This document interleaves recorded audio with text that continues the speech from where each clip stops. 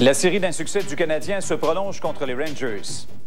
Les Sénateurs limités à un verdict nul contre les Blue Jackets. Tiger Woods prend les commandes du championnat du circuit de la PGA.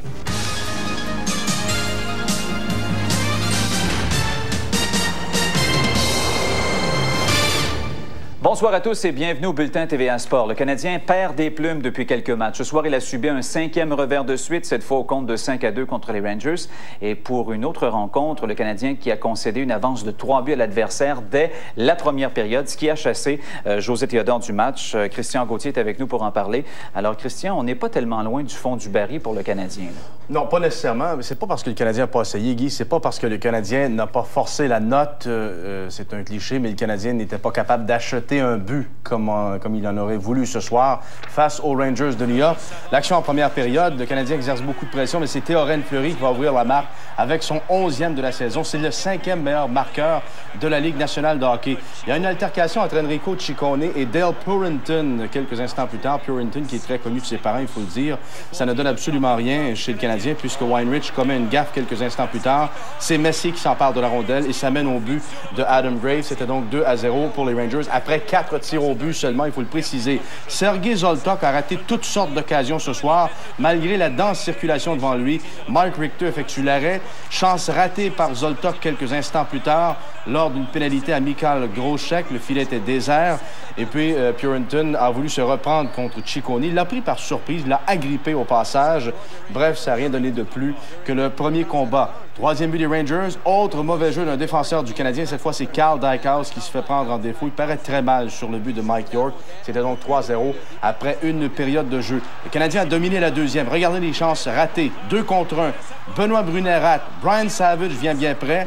Autre chance ratée par la suite de Sergei Zoltok sur une passe d'Oleg Petrov. Et pour couronner le tout, Zoltok va toucher le poteau près de Mike Richter quelques instants plus tard, surveillé à la droite de Mike Richter. Il n'y a rien à faire. Le Canadien n'était pas capable de marquer lors de cette rencontre. La seule vraie chance de marquer des Rangers en deuxième leur porte profit ou leur porte chance parce qu'ils portent la marque à 4-0 sur ce but de Mark Messi. 3e période, ça reprend plus belle pour les Rangers. Un but apparent de Peter Nedved. On vérifie la reprise vidéo. Le but est bon. La rondelle est à l'intérieur du filet. Donc, c'est 5-0 pour les Rangers. Et presque à mi-chemin au cours de cette période, finalement, le Canadien réussit à inscrire un premier but. C'est Trevor Linden qui marque sur une rondelle sautillante. Jim Campbell a marqué dans les dernières secondes de la rencontre, mais comme on dit, Guy, c'est peine perdue. Oui, les joueurs d'Alain Vigneault qui n'ont pas gagné à leurs 6 derniers matchs. Théorène Fleury, ce soir, a atteint le plateau des 400 buts dans la Ligue nationale. C'est le 60e joueur à atteindre ce plateau.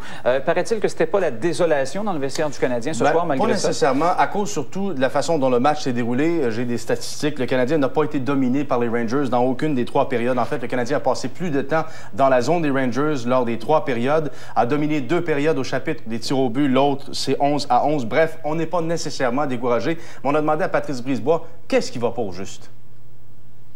Je le saurais, je serais un héros, là, mais je pense que c'est encore là. Ce soir, les chances de marquer sont là. Plus de lancers, plus de chances de marquer, plus c'est... On a passé la deuxième période dans notre territoire. 2-3 poteaux. Pourquoi ça rentre pas, je sais pas. Des fois, un but, ça changerait tout le tempo de la partie, mais on ne marque pas ce gros but-là. Oh, we're gonna look ourselves in the mirror, you know, try to find mistakes we was making early in the game. Il y a peut-être des points positifs, c'est que le club n'a pas lâché, puis je pense qu'on a eu des bonnes chances carrées, mais hier, ça a marché. On est revenu 3-3, mais ça ne marchera pas tous les soirs, mais au moins... le club ne lâche pas. J'ai déjà vu des clubs lâcher après 3-0. J'ai l'impression qu'on est dans une période, une phase où tout est très difficile. On fait face à une adversité énorme qui joue certainement avec notre niveau de confiance, parce que le niveau de confiance va avec le niveau de réussite. Et c'est dimanche demain. Pas de congé encore pour les joueurs d'Alain Vigneault? Si on se fie aux notes de presse, il n'y a pas de congé demain. Le Canadien s'entraîne demain matin, lundi matin. Par la suite, on va quitter lundi pour un séjour de 3 matchs à l'étranger. 2 en Floride et l'autre à Dallas. Merci, Christian. Maintenant, il y a 9 autres parties qui étaient à l'affiche Ligue nationale de hockey ce soir. On va commencer la tournée à Ottawa. Un but de Sean McEachern en milieu de 3e période a aidé les Sénateurs à soutirer un verdict nul de 2-2 aux Blue Jackets de Columbus. Premier match de Ron Tugnutt devant ses anciens partisans d'Ottawa et il ne perd pas de temps à s'illustrer. Sur une échappée face à Martin Havlat, Tugnutt sauve la mise. Aucun but au premier tiers, puis en deuxième, l'échec avant de Prochpal rapporte. C'est Rob Zamuner qui met la touche finale. Son 7e, 1-0 Sénateur. Double réplique des Blue Jackets avant la fin du deuxième tiers. Avec un joueur en plus, Jeff Sanderson profite du trafic devant Yanni Urma. Et 24 secondes plus tard, cette fois à 2 contre 1, Kevin Adams surprend le gardien des Sénateurs avec un vif tir des poignets. Les Blue Jackets ont un but d'avance après 2 périodes. Les Sénateurs sauvent la nulle en mi-troisième. Sean McEachron réussit son 2e de la saison alors qu'il tentait la passe devant. Tugnutt est pris par surprise. La nulle fera tout de même l'affaire des Blue Jackets. Ron Tugnutt, face à son ancienne équipe, a repoussé 25 des 27 lancers dirigés vers lui. Les Sénateurs, qui connaissent tout de même un bon début de saison, ils n'ont qu'un revers en 13 parties. C'est du haut de la passerelle que Martin Brodeur assiste à la partie Devil Kings. Ce n'est pas son remplaçant qui vole la vedette, c'est plutôt Jamie Starr qui réalise 33 arrêts. Ses joueurs lui donnent une avance de 2-0 en deuxième. Brian Rafalski se fait voler la rondelle par Zygmunt Palffy. Ce dernier remet Stumpel. Ce filet est celui de la victoire. Rafalski rachète en quelque sorte son erreur avec un puissant tir de la ligne bleue. La rondelle touche le poteau et poursuit sa course dans le filet. C'est le seul et dernier but accordé par Starr. Jimmy Starr qui a repoussé 33 tirs dans ce gain des Kings 2-1 contre les Devils. 2e revers de suite pour le New Jersey. C'est une première cette saison. À Boston, Mike Kinnon espère un match facile contre les pauvres Trashers. Sergei Samsonov est d'ailleurs le premier à marquer sur un jeu élégant qui surprend Damien Rhodes. C'est 1-0, mais la sauce va tourner. Ça commence 2 minutes plus tard lors d'un 2 contre 1. Kay Whitmore, à son premier départ depuis 5 ans, fait un petit miracle, mais aucun défenseur ne lui vient en aide. C'est 1-1. Là s'arrête l'œuvre de Whitmore. Il fait un petit cadeau à Tom Kallio qui marque son 2e du match. Et quand Brunette fait 6-3 sur un autre but facile, la foule en a assez vu. Whitmore sera remplacé. Mais cela n'empêchera pas Kallio de compléter un tour du chapeau. Il y en a un qui a hâte que le match finisse. Si ça va mal pour le Canadien, ça ne va guère mieux pour les Bruins. Défaite contre les Trashers, 8-3. La fiche de Mike Kinnon depuis son arrivée à Boston est de 2 victoires, 3 revers et un verdict nul. À Philadelphie, face au sabre de Buffalo, le jeune gardien Roman Cechmanek s'inspire de son vis-à-vis Dominic Hasek pour garder les Flyers dans le match. Le jeune Todd Fedoruk démontre qu'il peut apporter sa contribution côté robustesse en se frottant à Rob Ray. Les Flyers réussissent le premier but de la rencontre en tout début de période médiane. Le premier en carrière de Ruslan Fedodenko. Ce dernier est à l'origine du 2e des Flyers. Dan McGillis complète la stratégie en poussant le disque derrière Hasek. 2-0 Philadelphie. Puis en 3e, Dominic Hasek a beau être bon, il ne peut tout faire seul. À 3 reprises, les Flyers cognent et finalement, Hasek abdique, le 5e de la saison de Keith Primeau. Alors, Roman Cechmanek a réalisé le premier jeu blanc de sa carrière. Victoire des Flyers 3-0 contre les Sabres. Il a fait face à 18 lancés. Cechmanek était le gardien adjoint de Dominic Hasek avec l'équipe olympique tchèque en 1998. À Saint-Louis, on présentait aux joueurs des Blues les trophées d'honneur individuels qu'ils ont reçus à l'issue de la dernière saison, mais ce sont les gardiens Roman Turek et Curtis Joseph des Leafs qui en auraient mérité ce soir. La rencontre s'est soldée par un verdict nul de 0-0, mais il ne faut pas se fier au pointage. Ça a été un match excitant jusqu'à la toute fin. Roman Turek, qui n'avait pas été menacé de la rencontre, est appelé à se signaler à plusieurs reprises alors qu'il ne reste qu'1 minute à faire en 3e.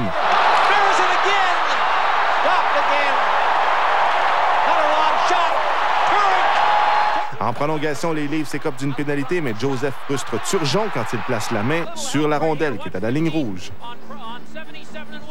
Alors, Curtis Joseph a récolté son 28e jeu blanc en carrière dans ce match. Il a repoussé 8 lancers en prolongation. Alors, la séquence victorieuse des Blues a pris fin à 7, même s'ils ont enregistré un 2e jeu blanc de suite. Ailleurs, première victoire des Capitals à l'étranger depuis le début de la saison, 3-2 contre les Panthers de la Floride.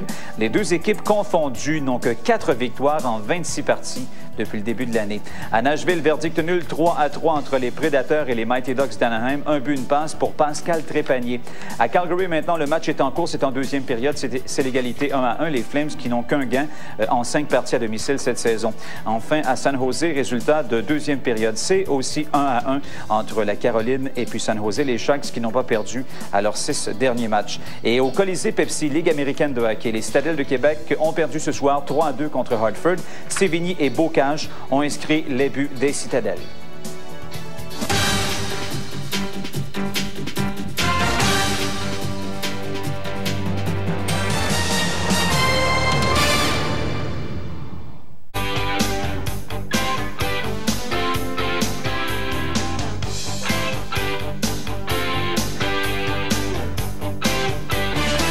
Les Alouettes qui vont disputer leur dernière rencontre en saison régulière demain, alors que les Argonauts de Toronto seront les visiteurs. Les Argonauts ont appris hier qu'ils ne seront pas des séries éliminatoires en raison de la victoire de Winnipeg contre Edmonton. Pour les Alouettes, cette rencontre a peu de signification, sinon que les joueurs de Charlie Taft ne veulent absolument pas terminer la saison sur une note négative.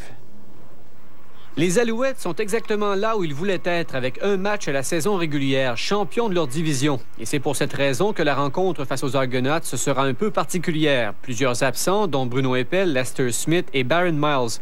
Plusieurs réguliers qui verront moins d'action que d'habitude. Anthony Calvillo et Mike Pringle ne joueront pas plus qu'une demi. Je pense que ça va être un équilibre. Les entraîneurs vont essayer de trouver un équilibre entre préparer les vétérans, les partants pour les playoffs, pour les séries éliminatoires, mais aussi les reposer et aussi donner de l'expérience à des plus jeunes. Pringle, le candidat des Alouettes au titre de joueur par excellence, a quand même passé son message. Un autre revers ne serait pas le bienvenu après la défaite subie à Calgary la semaine dernière. We expect to win, and anything short of a win Sunday would be extremely disappointing. We definitely don't want to go in the playoffs with 2 losses in a row. The last goal that we talk about as a team is to win all the November games. L'entraîneur Charlie Taft abonde dans le même sens. Il faut gagner tous les matchs prévus ce mois-ci. À surveiller en attaque pour les Alouettes face aux Argonauts, 3 receveurs tenteront de franchir le plateau des 1000 verges cette saison. Ben Cahoon, Jack Climie et Terry Davis.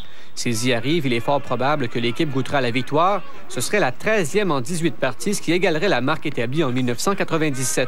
Par la suite, les Alouettes affronteront le gagnant du duel Hamilton-Winnipeg dans 2 semaines en finale de l'Est. Simon Plourde pour TVA Sport. On aura droit à tout un duel demain lors de la dernière ronde du championnat du circuit de la PGA. Tiger Woods et Vijay Singh, les gagnants de tous les tournois majeurs cette saison, se sont hissés en tête avec un cumulatif de -10. Le meneur du tournoi après 2 rondes, David Duval, lui, s'est effondré avec un +4. Il y avait des anges gardiens qui veillaient sur Tiger Woods au-dessus du parcours East Lake aujourd'hui. Le Tigre a envoyé quelques balles à côté des allées, mais à chaque fois, il a eu droit à des rebonds favorables. Le reste de sa chance, il l'a fabriqué lui-même. Il a joué 66, 4 sous la normale. Là où Woods a réussi, Duval a flanché. Après un verre de 3 roulé au 10e et une sortie de trappe ratée au 12e bon pour des bogeys, il a commis un double bogey au 14e trou. Avec un deuxième 9 de +4, il se retrouve à 7 coups de la tête. Vijay Singh lui a connu une journée sans problème. Il n'a raté qu'un seul verre en cours réglementaire. Il n'a commis aucun bogey pour un 65. Vainqueur du tournoi des maîtres, seul titre majeur qui a échappé à Woods cette saison, Singh tentera demain de venger sa défaite d'il y a 2 semaines à la Coupe du Président contre Woods. Phil Mickelson sera la plus sérieuse menace du duo de tête. Lui aussi a pris congé de bogey aujourd'hui. Par 2 fois, il a sauvé des normales sur les 2 derniers trous avec des roulés de 20 et 12 pieds. Avec 65, il n'est qu'à un seul coup du sommet. Mauvaise nouvelle pour Singh et Mickelson, cependant. Les 19 dernières fois où Tiger Woods a mené un tournoi après 54 trous, il l'a emporté à chaque occasion. Il tentera aussi de devenir le 4e joueur de l'histoire à inscrire un 10e triomphe lors d'une même saison. Byron Nelson, Ben Hogan et Sam Snead sont les autres à avoir réussi l'exploit. Le seul autre joueur qui a une chance légitime de l'emporter demain est Ernie Els, auteur d'un 68 aujourd'hui. Le Canadien Mike Weir, lui, s'est contenté d'un 71. Il est à 10 coups de la tête. Au football universitaire, le Rouge et Or de l'Université Laval a fait un premier pas vers une 2e participation à la Coupe Vanier en défaisant les Gators de Bishops 17-14 en demi-finale de conférence. Ce gain permet au Rouge et Or d'accéder à la finale contre les GGs d'Ottawa samedi prochain à domicile. Ils étaient près de 10 000 partisans au PEPS pour encourager le Rouge et Or, l'équipe classée numéro 1 au football universitaire canadien et qui espérait bien poursuivre cette saison de rêve sans défaite. Laval marque ses premiers points sur sa première séquence en attaque. Un placement de 23 verges de Nicolas Racine donne les devants 3-0 au Rouge et Or. La défensive des Gators est tenace et cause quelques maux de tête au quart arrière du Rouge et Or, François Chapdelaine, qui sur ce jeu voit Matt Robichaud intercepter sa passe. Avec 3 minutes 50 à faire à la première demi, Chapdelaine est à nouveau intercepté à la porte des buts des Gators. Mais heureusement, le joueur de Bishops perd le ballon et le Rouge et Or en reprend possession. Laval profite de ce revirement pour marquer un premier touché. Une course de 13 verges permet à Chapdelaine de réparer son erreur. Le converti de Racine porte l'avance du Rouge et Or à 10-0 à la mi-temps. Les locaux creusent l'écart à la 8e minute du 3e quart avec une longue passe. François Chapdelaine rejoint Jean-Frédéric Tremblay en plein centre. Un gain de 51 verges pour le toucher, 17-0 Rouge et Or. Les Gators ne baissent pas les bras. À la fin du 3e quart, Sylvain Desrochers décide de courir pour amener son équipe à la porte des buts de Laval. Avec un 3e essai des buts, André Binot franchit la ligne des buts pour le toucher. C'est 17-7.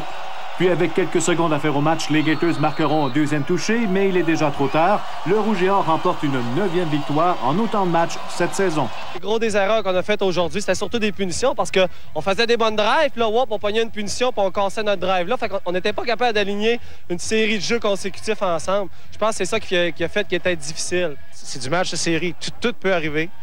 C'est du football de série, tout peut arriver. Puis il y a eu des bonnes choses comme il y a eu des mauvaises choses aujourd'hui. Ils ont tout donné pour nous battre, mais on est peut-être une meilleure équipe. Là. Sauf qu'on est encore une meilleure équipe qu'on a démontré aujourd'hui, je peux dire. En première demi, on a eu de la misère. Il aurait fallu exécuter nos jeux. Puis on est arrivé fort en deuxième demi, mais il faut jouer 60 minutes. T'as besoin de... Tu peux pas jouer 30 minutes. T'sais. On a bien compétitionné. On a passé. C'était à la dernière minute. On aurait eu besoin d'un autre quart. À Québec, Carl Larouche pour TVA Sport. Au tennis maintenant, la finale du Challenge Bell de Québec mettra aux prises demain l'Américaine Chanda Rubin et sa compatriote Jennifer Capriati. Capriati a gagné son match de demi-finale contre Amy Frazier en 3 manches de 3-6, 7-5 et 7-5. Quant à Rubin, elle a battu Mi Yun Tu, d'origine chinoise mais américaine, en 2 manches de 7-5 et puis 6-1. Le meilleur cycliste italien gagnant du Tour de France en 98, Marco Pantani, est entré en collision avec 6 voitures stationnées alors qu'il conduisait sa Mercedes en sens inverse près de chez lui. La police lui a imposé une amende équivalente à 52 $ américains. Pantani a emprunté la rue à sens unique pour éviter un bouchon de circulation. Personne n'a été blessé et c'est le 3e accident en 2 ans pour lui. Et enfin, en patinage artistique, la Russe Irina Slutskaya a remporté la médaille d'or à l'issue du programme simple féminin lors de la compétition Skate Canada. Ça se passe à Mississauga, en Ontario. Alors voilà, ça complète le bulletin pour ce soir. Je vous rappelle que le Canadien a perdu par la marque de 5-2 contre les Rangers de New York ce soir. 6e match de suite sans victoire pour l'équipe d'Alain Vigneault. On va surveiller demain en terminant les Alouettes qui vont affronter les Argonauts de Toronto lors du dernier match de la saison régulière. Merci d'avoir été là. Bonne nuit et à demain.